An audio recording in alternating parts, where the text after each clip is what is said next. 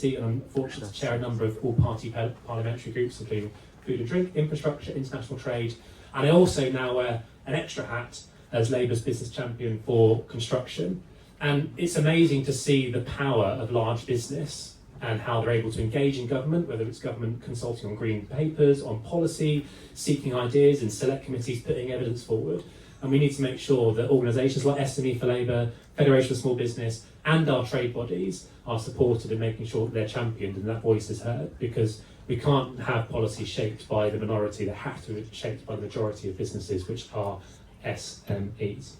And look, I was really fortunate to be appointed as Labour's business champion for construction. And the first thing I did is we've been asked to set up a series of roundtables, and I purposely chose to have an event with small and medium-sized businesses to come and share with me their views, because I knew very well that having worked for a large business, Mace, that some of you may know, one of the biggest builders in London, I knew how powerful their voice was in government. I knew we had to make sure that we gave SMEs a voice from the construction sector. And actually the feedback I heard is probably common across the sector. Frustrations over payment times, on commerciality of large suppliers, particularly in large supply chains, on wanting more direct access to government spend and to public sector spend, and wanting to feel supported by the mechanisms of government, not just in starting up but scaling. And really important actually that we don't only support businesses in running, but we support them in scaling, growing, and creating the opportunity and growth that this government is looking for. And I'm really proud that this government is putting that front and centre in the way that we're going. So just over a year ago, I was very fortunate to welcome Johnny Reynolds to Northamptonshire in a warehouse in Wellingborough, just down the road from me, where he launched Labour's manifesto for small businesses. And it's amazing already to see some of that manifesto coming forward in raising national insurance thresholds, in tackling business rates, in putting more money, £1 billion into the British Business Bank to help small businesses scale. The changes in procurement legislation, really pushing public sector to look at direct award of local businesses, small businesses, and also dealing with the chronic challenge of late payment and aggressive commercial terms. So I'm really pleased to see, and I hope you all are, that whilst the Conservatives may have failed small businesses, and we saw an increased default rate under their leadership, that it's Labour now who is rebuilding our economy built on trust and honesty, economy that's built on resilience and support, and an economy that's built on opportunity and growth, which I think is going to be great for every single small and medium-sized business across the UK. But we can't do that without partners. So I'm very pleased to welcome today Conrad Ford from the Alaka Bank. There you go, he's taught me how to say it now. Chief Product and Strategy Officer, who's going to say a few words, then food will come, and then we hopefully will have a few speeches from a couple of other MPs to share their views. But thank you so much for joining us today, and I hope you do enjoy today's lunch. So thank you very much.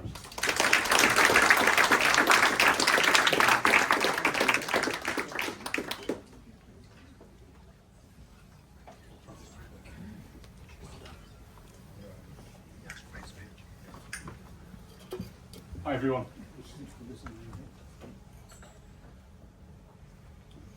So thank you all for coming. So let me tell you a little bit about Alaka Bank, but I won't bore you. That's Alaka as in Metallica, with our snappy bowler hat logo. There you go. So Alaka Bank, believe it or not, is the fastest growing company in the UK. We were named number one of the 5 million or so businesses that the UK has in the Sunday Times Fast 100. And I tell you that for two reasons. Firstly, because I know the mission of the government is growth, but also because it's not interesting that we're growing quickly. It's interesting what we do and why it turns out that what we do is important. So Alaka Bank is a bank dedicated solely to what we call established small businesses. So who is an Alaka customer? Well, in every town around the country, there's a few dozen established small businesses. They're those businesses, you know, when you drive to a town you've never been before, and you go into an industrial estate and have to do a U-turn because you took a wrong turn, and there's small factories and small warehouses. Those are Alaka customers. Or it's the family-run hotels, the family-run restaurants. They are the businesses that employ a few dozen people, and there's a few dozen in every single town. And you take them out of the town dies. But those businesses are often unsung and unloved. And that's particularly true by the banking sector, unfortunately. So we hear a lot of talk about lending to small businesses, or the problem tends to be focused on those established medium-sized businesses dotted around the country, and it tends to be focused, unfortunately, outside of London. So we've grown so quickly because we're focused exclusively on helping those businesses. And we really hope that the government understands the importance of getting finance to those small businesses. If we want to rediscover growth as a country, and particularly if we want to level up as a country, then we need to get good again at supporting those businesses around the country. I just want to sort of finish off by saying thank you, Ibrahim, for the work you're doing. It's super important, regardless of which side of the house you're on. It's super important that SMEs are represented within the government. And Ibrahim has done an amazing job, and his team have done an amazing job to really make sure that the needs of SMEs are central to that. And it's so important. Not only are these small businesses around the country vital to the local economy, but they also are about a third of our economy. So those 500,000 or so businesses, let's put them right at the centre of policy, and let's rediscover growth as a country. Thank you very much.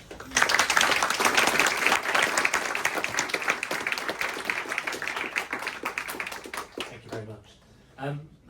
The people are grateful the food is on its way. So I have to remind you that this event is as much about networking as it is supporting our businesses. So please make sure you get a chance to speak to MPs, to speak to each other, build new connections, because we can get one voice for SMEs and make sure that we're championing them in the Labour Party and in government. But please enjoy the rest of your lunch. Thank you.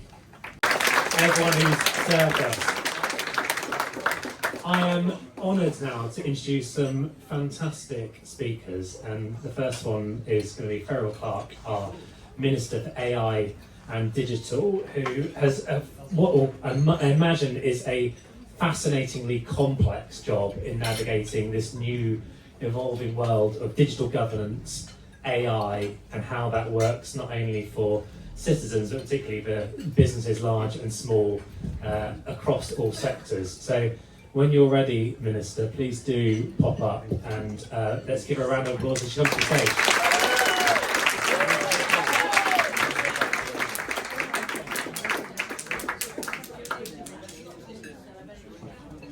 A very tight squeeze, just navigating in. Here we go.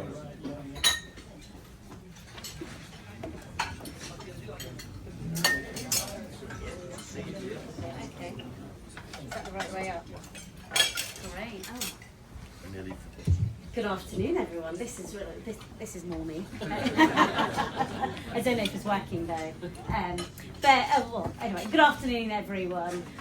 It's lovely to be here with you all, and a massive thank you to Ibrahim and Raifeh again for putting this wonderful event on. It's my first time at Ronnie Scott, so I've never been here before, and this is absolutely wonderful. So I am the Minister with responsibility for AI, digital government, cybersecurity and intellectual property, and I would say it is the best job in government. It is one of the most interesting jobs, as has been said, with all the change we are seeing, especially with AI. The Prime Minister in January launched our AI Opportunities Action Plan, which sets out how we are going to use AI to kickstart an era of economic growth. And we are very serious about utilising AI to improve our public services, to developing, diffusing AI across all public sector, and supporting and to make sure that there is huge growth in the private sector to deliver that. So government as a customer is one of the big areas we're looking at. AI isn't going to wait for any of us. That revolution is happening, and the important thing for our government is to make sure that we are at the forefront of that, and to make sure that we as a country don't miss out on that.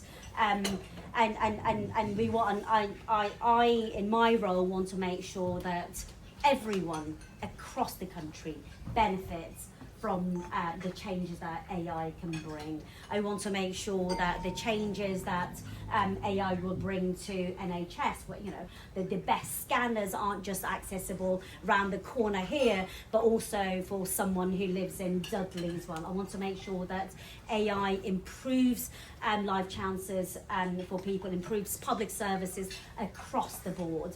So I'm really looking forward to working with our businesses, because the government can't do this alone. The government needs the private sector to come up with those solutions. And to that end, there is a lot being done at the moment to make sure that we are, in my sector specifically, to make sure that we are supporting both the larger companies, but also the SMEs, the startup sector, to make sure that they are starting and they are able to scale up and prosper in the UK and across our country. I did have a speech which I've wandered off from, but I do want to make it clear that a Labour government is the government of business and government of small business, and we are absolutely clear that the economic growth we talk about will only be delivered through our small SMEs, through the private sector. But that isn't going to happen on its own. It isn't a case of the free market, let it happen. It needs the government to enable that.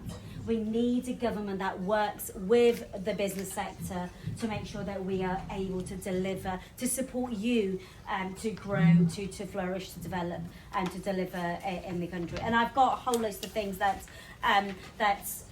we, as a government, that we've been looking at.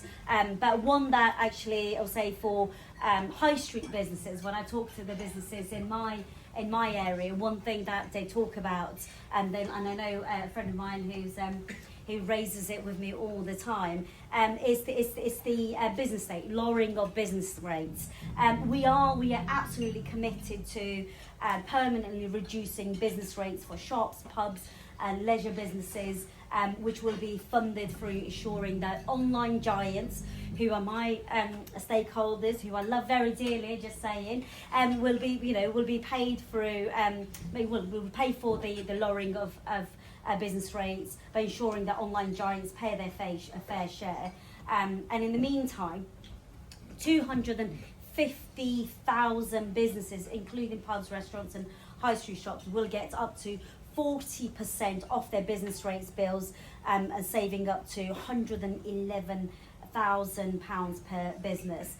We've also set up the Business Growth Service, which was announced on a Small Business Saturday, that was recently, and the Modern Industrial Strategy, which will set out sector by sector what our aspirations are, what the barriers are, and how we will deliver against that. Look, I don't want to go on too long because the best speeches are there's really, really short ones. So I'm just going to end with saying Labour Party, Labour government, we as ministers are serious about supporting our small businesses to make sure that we deliver the growth that we desperately need in this country. So I just want to say a massive thank you to everyone in this room who's actually working towards that. Thank you for supporting today, and thank you for all you do, and have a lovely afternoon.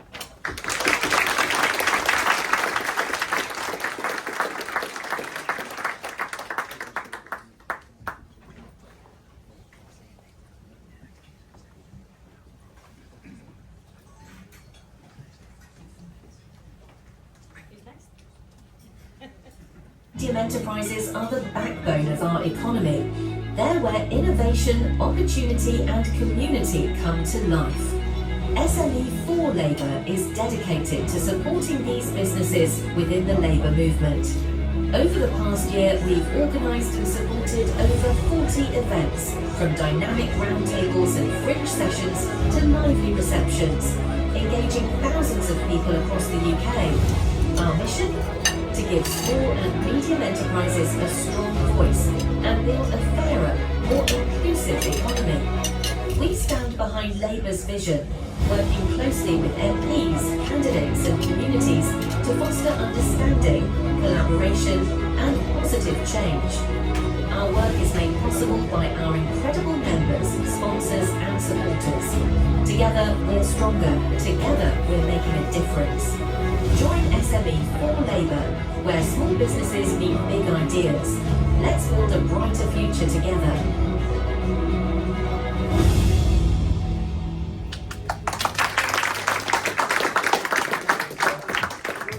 It's hard not to feel inspired after that, is it? So, a few more speakers to invite to the stage, and I'm very honoured to be inviting a speaker to come up, someone who supported me loads when I was a candidate leading up to the general election in July, and someone who I've got a lot of time for, the MP for Tooting, Rosanna Allen Khan.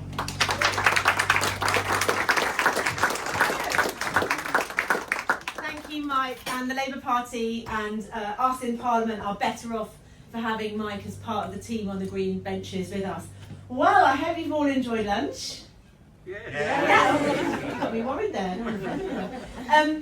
What an honour it is to be here, and for those of you that came to the big event, the SM4Labor event.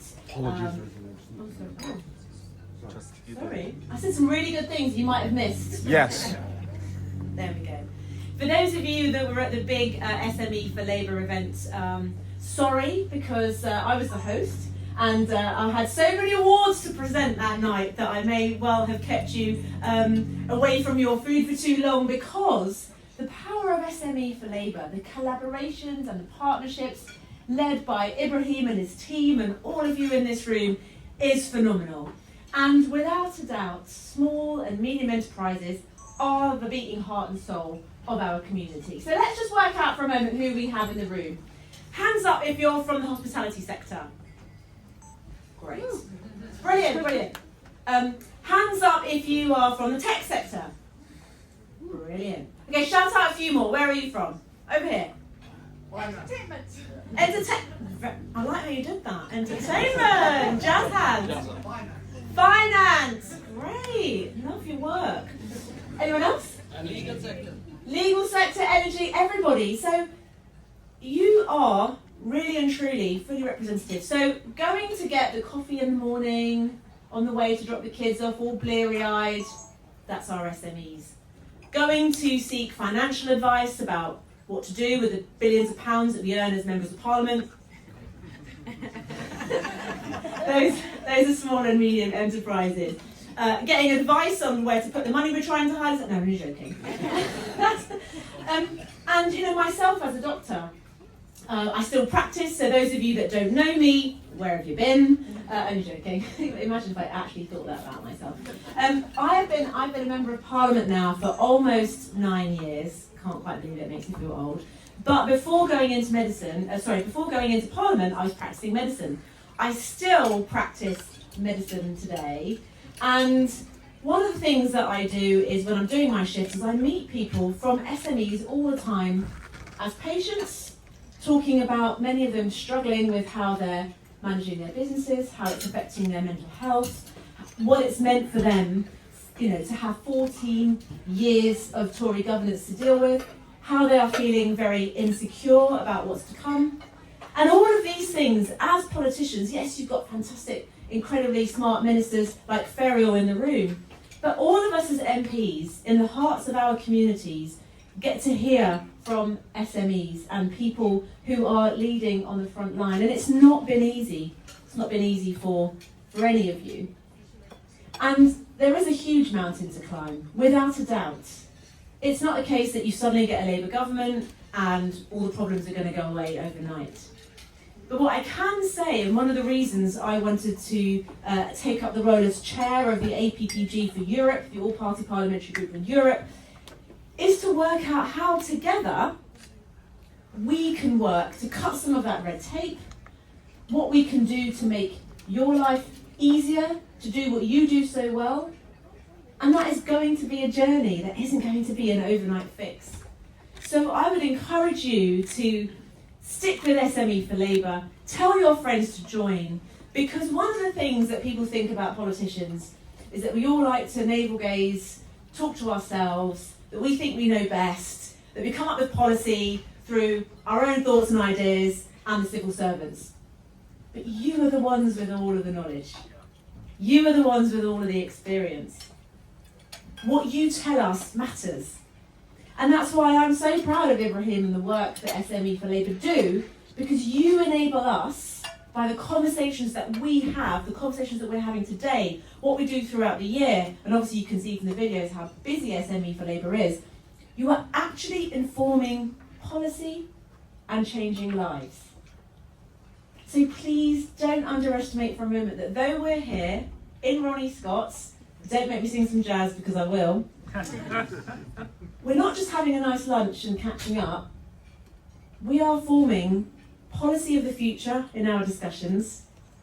We are showing real comradeship at a time that's really hard because people are losing staff, whether that be because they've moved back to places in Europe, whether that be the local florist that I know that's struggling because all the bulbs are held up at border checks since leaving the EU, whether it be people in the food and beverage industry, whether it be any industry, they need you. They need you to tell us how we can do our jobs even better. So you are changing lives just by being here. Doesn't that feel good, eh? Yeah. So I'm going to stop talking now and hand back to Mike, who will introduce the next phenomenal speaker. But just from the bottom of our hearts, thank you so much for being here and taking the time to furnish us with your knowledge and just to share a great day together. Thank you very much.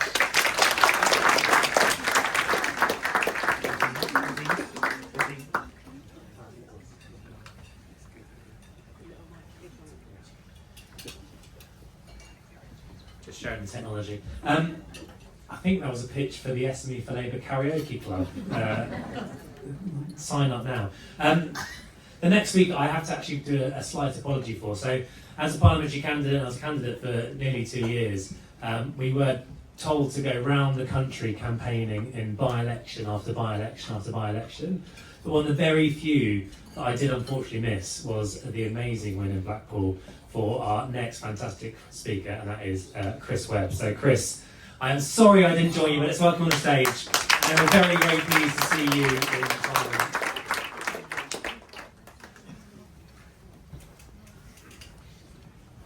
Well, thanks for that, and I'll apologize to the next campaign day then in Blackpool, but I'll get the fish and chips.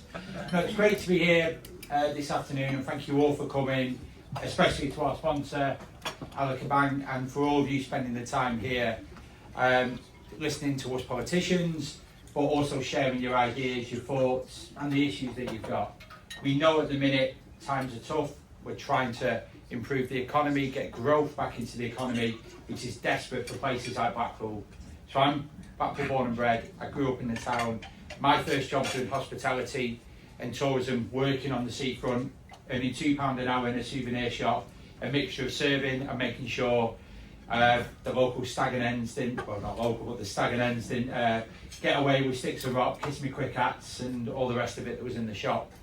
But we know in places like Blackpool that SMEs are the lifeblood and the beating heart of our town centres and our local economy, and we need to make sure that they continue to flourish. So that's why once I was elected and then re-elected a few weeks later, thanks Rishi, my wife's still not forgiving me for 2 by-election, general election in such a short space of time, but then I got elected as the chair of the all-party group in Parliament for hospitality and tourism to give them a voice, because I felt that far too often they were forgotten about.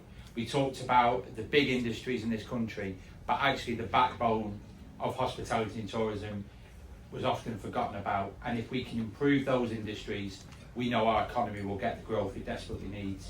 So it's about investing, because again, these are the industries that all of us use, whether it's at a conference, an event, a fundraiser, an SM4Labor, fantastic evening, down in one of the hotels here in London. We need those industries there, we need those workers, but there isn't many industries that you can go in behind the bar and a few years later run that hotel or business.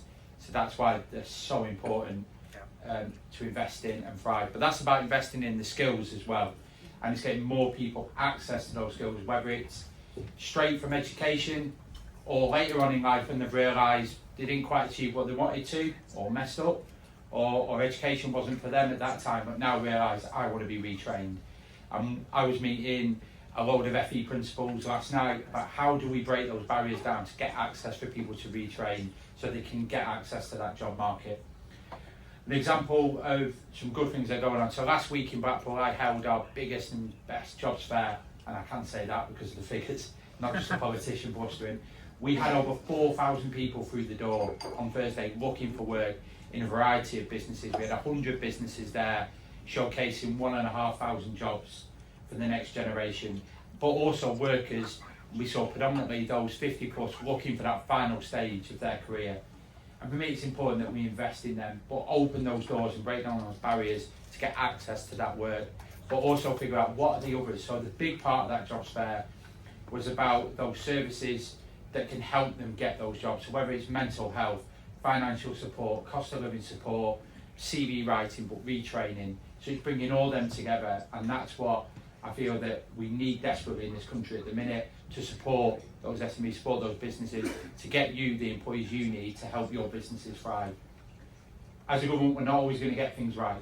We are going to hit some bumps in the road, but that's why it's important to be at these events. We want to hear from you, the good and the bad, that we can then feed in, whether it's those within chairs of APPGs, part of the government, or also backbenchers that have come from these industries, to feed that in and say, this is the reality on the ground. Sometimes we can listen to civil servants too much, but I see we need to listen to those. And so taking part, sticking with us through this time, there is that journey. We know we've got that decade of growth and rebuilding our country coming. We are on that path, but stick with us, feed in, keep coming out to these fantastic events. I believe the Kebab Awards the other night was another brilliant success. Obviously, I was back in Blackpool, so I could only see it from afar. But please share reviews, network at this event, speak to us. Again, tell us the good and the bad. We want to hear it, and then we can advocate on your behalf. So thank you so much for coming. Thank you to the whole team. Thank you to Ronnie Scott and all the staff here that have been looking after us, and enjoy the rest of your afternoon. Thank you very much.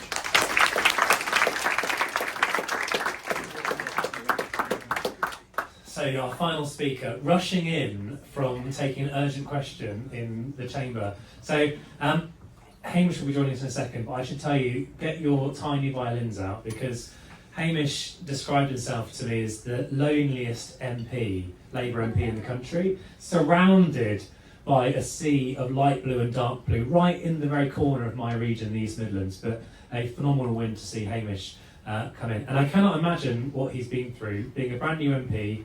You know, you get told you've won, you get handed over a secret envelope which basically says you've been awarded and good luck.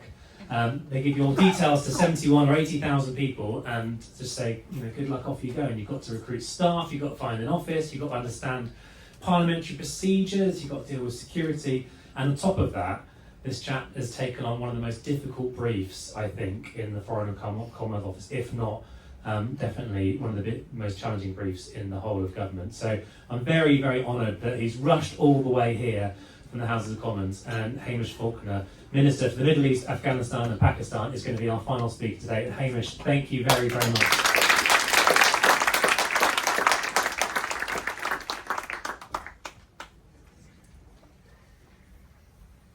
I'm going to correct Mike just because it would be too easy for you to fact check him, which is I haven't come from the House of Commons. Poor Catherine West had to do my urgent question. I've come straight from the airport, so as Mike says, I am the Minister for the Middle East. I was in the region and I have just returned. What a difference a year makes as, I mean, there's so many of my excellent colleagues here. Mike, Chris, a year ago, some of us were in this room. I was playing Mike's role. I was the candidate for Lincoln. I had no certainty that I'd win, let alone no imagination that the election would be so soon. I would become a minister almost immediately, and then everything else, which, I mean, on a day like today, you need to hardly labour. What a complicated environment it has been, both in global affairs, but also domestically. We face really tough headwinds, and exactly as Chris said, we are here to listen. Lincoln is absolutely full of SMEs. Most people are employed by SMEs with less than 10 people in them.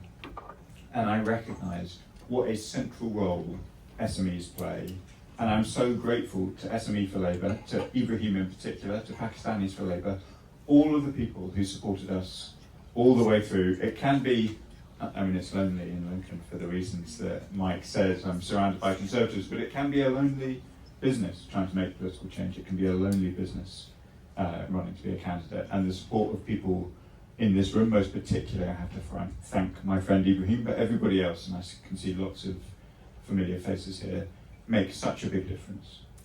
I won't say too much about what the government has done in order to try and help SMEs. I'm sure that the excellent other speakers have covered that a little. So I'll let you get back to the lunch because it looks delicious and I've only just arrived. But a massive thank you to all of you. It really makes a difference to all of us. It makes a huge difference to me to be standing in this room at this stand 1 year on with so many friends. And I think we are making a difference, but we want to do even more, go even further, and we need to listen to our friends like you. So that's why I'm so glad to be here today. Thank you very much.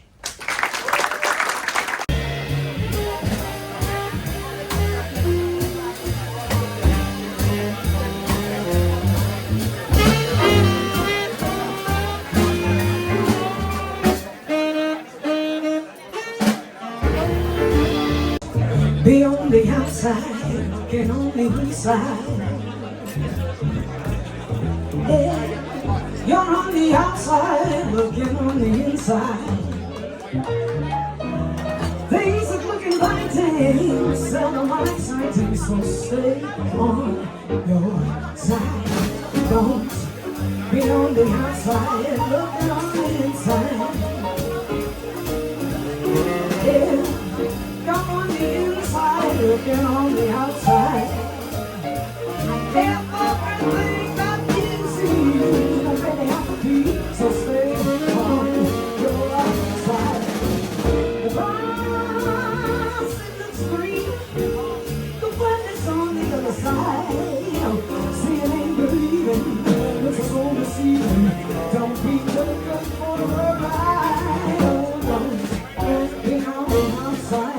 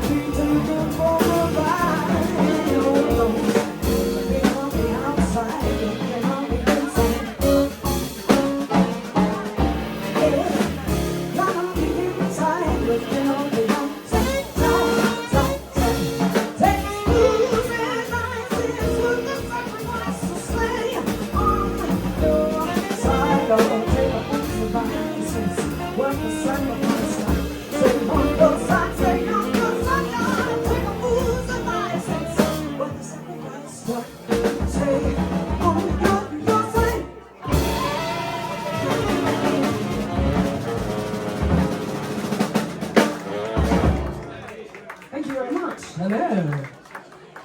Welcome to you. Welcome to me.